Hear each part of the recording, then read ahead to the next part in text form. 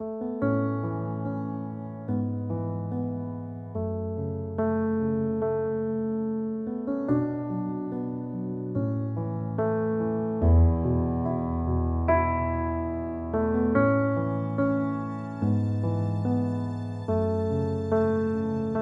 that was my outfit. The shirt, the tie, the lot, everything.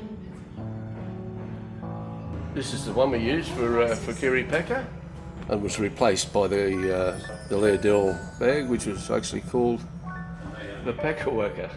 That's where they got the name, Packer Worker. I was an ex-policeman, an ex-motorcycle policeman, and I'd given that away, gone into business for a while. The business turned turkey, and I said, well, what am I going to do now? And I thought, I really appreciated what the ambulance service did when I was a policeman. I'd say, gee, I hope they come here quick. So I went to headquarters in Key Street. I walked past here, I thought, maybe I might join the ambulance service. So I walked in and spoke to a gentleman there who said, what did you do? I said, I was ex-Royal Australian Air Force and ex-policeman. He said, oh, we'd like blokes like you. And are you right for an interview and do a drive? I said, yes. So the guy came out and took me for a drive up Wentworth Hill, put the handbrake on and do that. I came back and he said, oh, you're okay, you got a clean licence? Yeah. When can you start? That was it. No courses. Oh, there was a course, but there was no, what the poor kids go through nowadays. They said, when can you start? So I got a course starting in 2 weeks, and I did a 4-week level 1 course upstairs, and then I got posted to Liverpool station.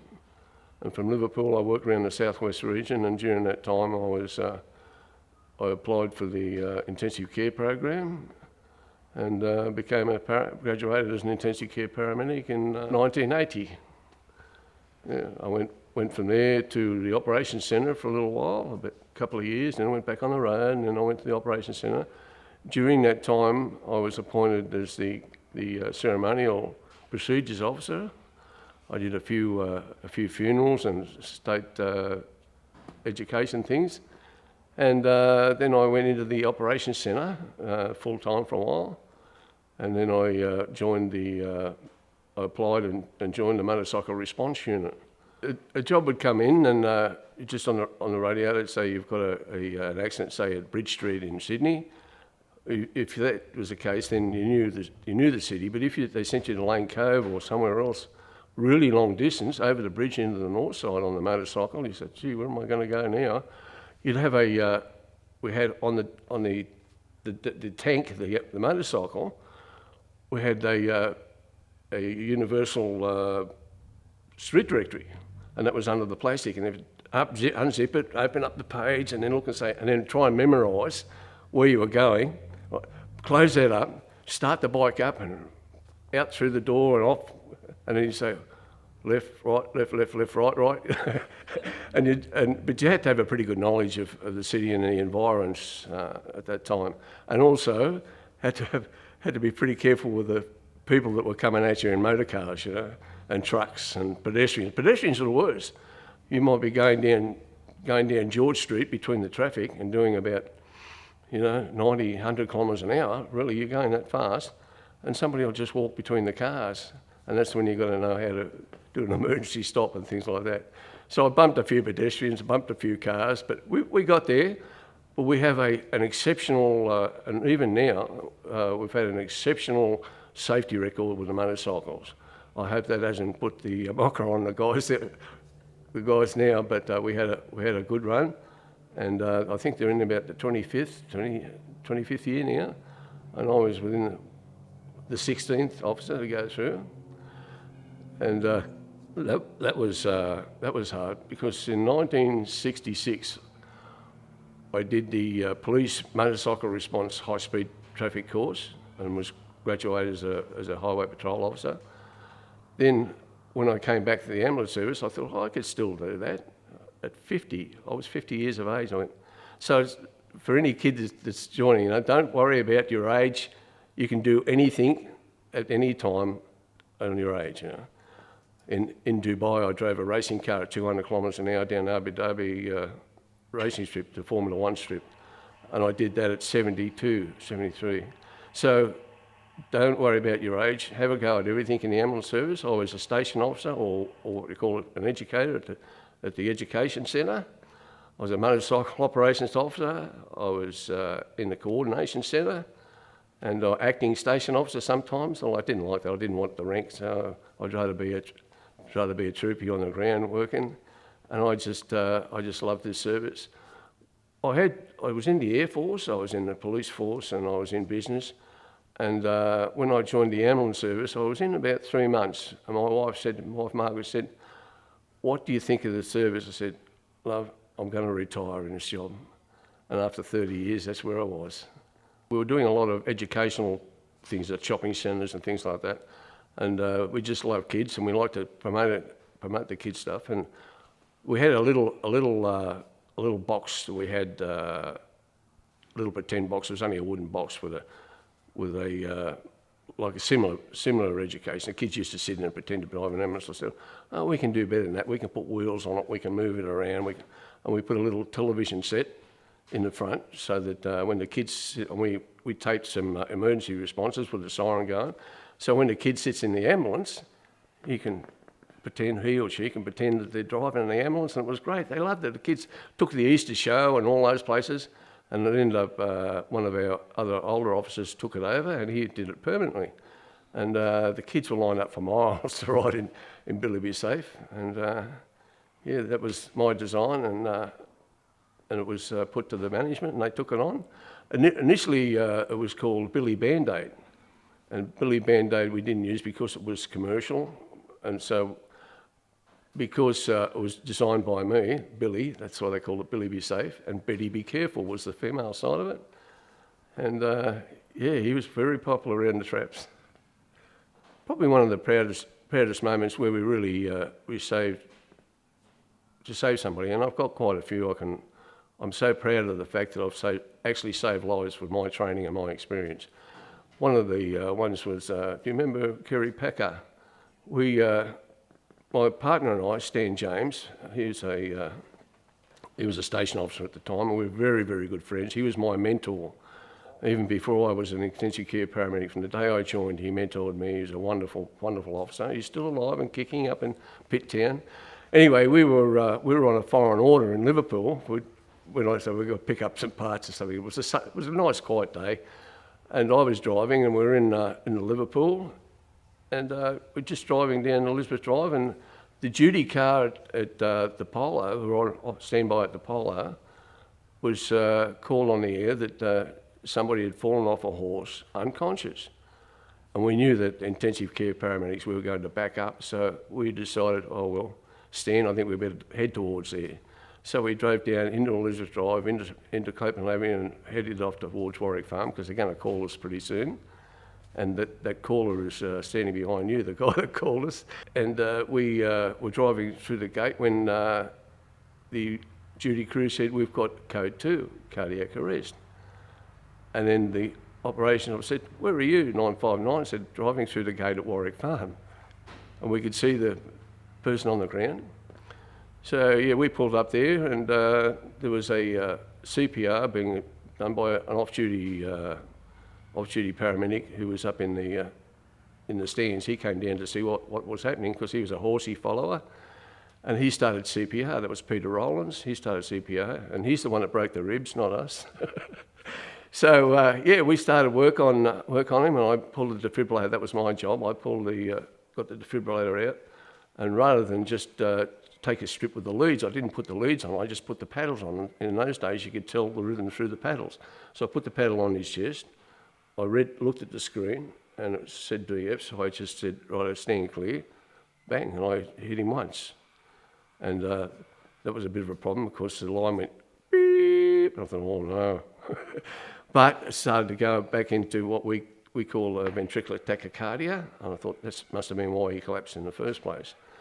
So we're starting to get a response, and in the meantime, I'm looking at someone standing beside me, a big tall person standing beside me. I said, "Yeah, I know that face." And he's saying, "Come on, get him in a helicopter, take him to St Vincent's, take it." No, we can't do that, sir, we can't do that. "No, come on. I said, "If you save my dad, you can have anything you like." I thought, yeah, well, I just ignored him, really. Anyway, we were working away, and we'd get a rhythm back. But in those days, we used to administer 100 milligrams of lignocaine to settle the heart down after a cardiac arrest.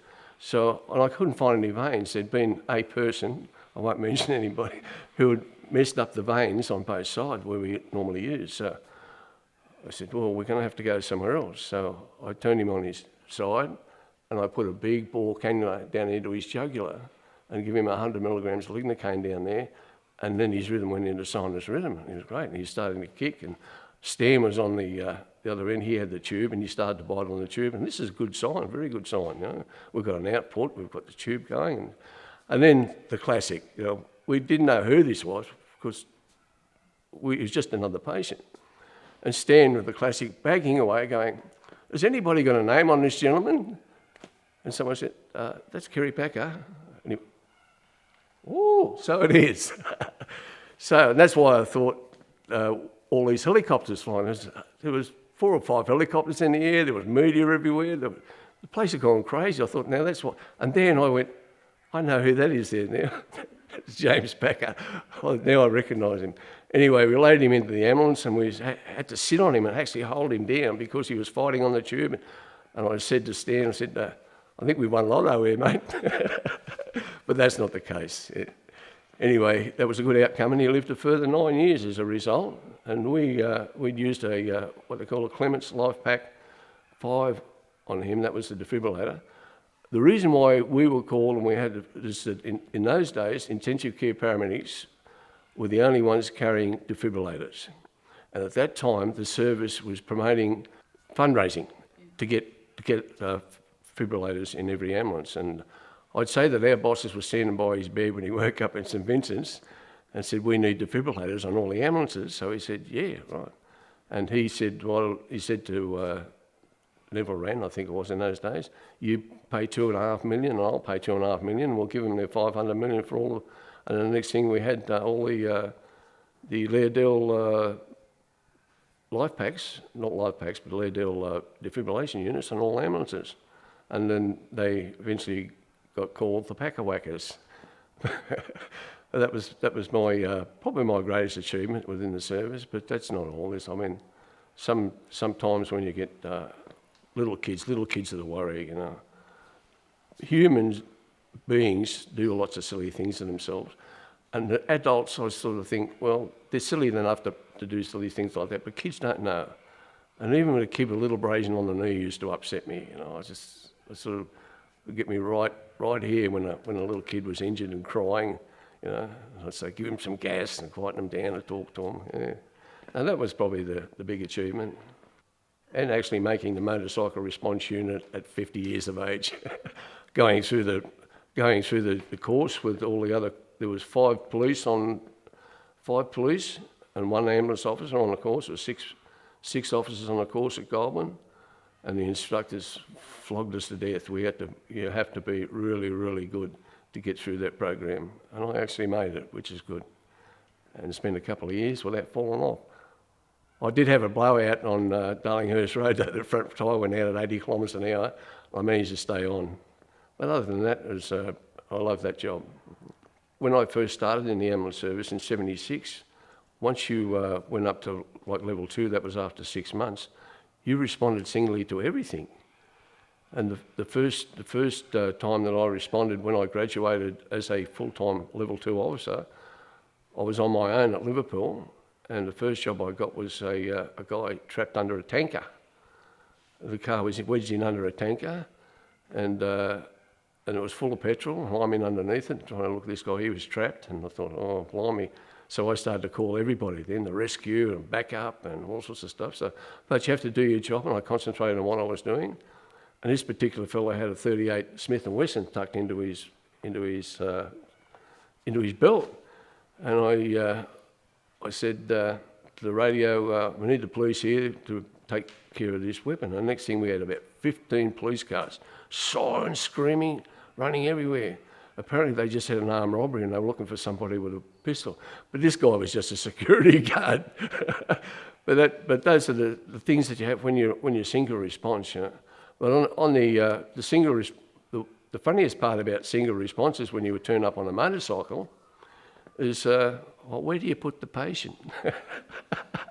The ambulance is following me up. They'll go in an ambulance. It wasn't really that much of a problem as far as single officer with experience. We had to be very, very experienced officers, and the single response was I enjoyed it. You know, that was great. There was no real problems.